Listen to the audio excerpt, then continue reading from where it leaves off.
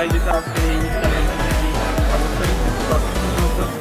একই সাথে 4000-এর মতো শিক্ষার্থী, শিক্ষক, কর্মকর্তা, কর্মচারীদেরকে নিয়ে ইফতার অনুষ্ঠান, এটি দেশের টিকিও দৃষ্টান্ত। আসলে বিশ্ববিদ্যালয় প্রশাসনকে ধন্যবাদ জানাচ্ছি। সেই বিশ্ববিদ্যালয়ে আপনারা গত বছর আমরা যখন কোনো ইফতার করতে গিয়েছি, সেখানেও ছাত্রলীগ কর্তৃক বাধার সম্মুখীন হয়েছি। আমাদের যিনি আহ্বায়ক ছিল তাকে তুলে নিয়ে যাওয়া হয়েছে, ঝাঁকি দেওয়া হয়েছে। আমরা ইফতার করতেই তারা বিভিন্নভাবে বাধা দিচ্ছে। আর তো প্রশাসন থেকে এরকম আছে, আমরা কখনো দেখি নাই। এইভাবে আয়োজনগুলো বাংলাদেশের বিভিন্ন ক্যাম্পাসে অনুভূতি অনেক সুন্দর। ক্যাম্পাসে আসার পর থেকে আমরা এত উৎসবমুখর পরিবেশে প্রথম রমাদান পালন করছি, সেখানে আমরা জানতে পেরেছি যে 53 বছরের ইতিহাসে এটি প্রথম আয়োজন। আপনারা দেখতে পাচ্ছেন প্রত্যেকে উৎসবমুখর পরিবেশে এখানে অংশ নিচ্ছে। আমরা খুবই আনন্দিত। বিশ্ববিদ্যালয় প্রশাসন এই প্রথমবার এমন মহতি আয়োজনে উদ্যোগ নিয়েছে।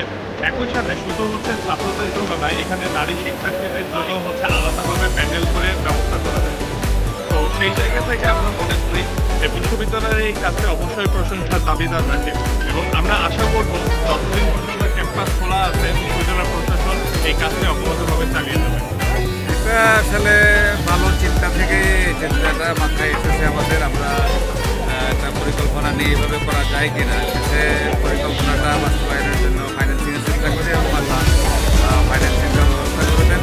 সেই হিসাবে খুবই চ্যালেঞ্জিং, হোয়াট ইন্টারেস্টিং এই ইভেন্টটা আমরা হাতে নিই। চ্যালেঞ্জিং এই জন্যই যে আসলে কত পরিমাণ মুসল্লি হাজির হবে সেটা বর্তমানের কোনো ধারণা নেই। তারপরেও আমাদের ছাত্রছাত্রীরা এবং মুসল্লিরা এটাকে খুব ভালোভাবে নিয়েছে এবং বিপুল পরিমাণে উপস্থিত হচ্ছে। আমরা আল্লাহর মধ্যে আশাবাদী আমরা সবার মুসল্লিকে এই ইফতারের আওতায় নিয়ে আসতে পারবো, ইফতারের ব্যবস্থা করতে পারবো। এবং আজকে প্রথম রমজান থেকে যেটা শেষ রমজান পর্যন্ত আমরা এই কর্মসূচি অব্যাহত রাখার ইচ্ছা পোষণ করি। এটার জন্য হয়তো একটা ভালো কাজ আল্লাহ আমাদেরকে অনেক সওয়াব দেবেন। এই প্রত্যাশায় আমরা এই ভালো কাজটা আয়োজন করেছি। আনুমানিক প্রতিদিন কতজন শিক্ষার্থীর জন্য আয়োজন হচ্ছে? এটাই তো সবচেয়ে বড় চ্যালেঞ্জিং, কতজন হতে পারে আজকের পরিস্থিতি দেখে আমরা একটা অনুমানের চেষ্টা করবো। আমরা হয়তো আশা করেছিলাম এটা 3000+ হয়তো হবে। আজকে হয়তো যেভাবে দেখা যাচ্ছে এর চেয়েও বেশি হতে পারে। তো দেখা যাক, ইনশাল্লাহ আমাদের প্রস্তুতি রয়েছে। আমরা চেষ্টা করবো যে সবাইকে আপ্যায়ন করা।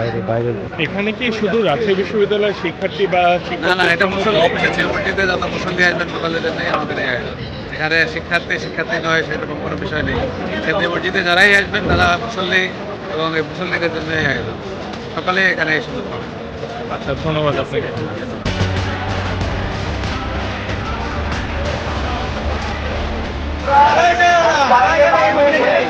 আমরা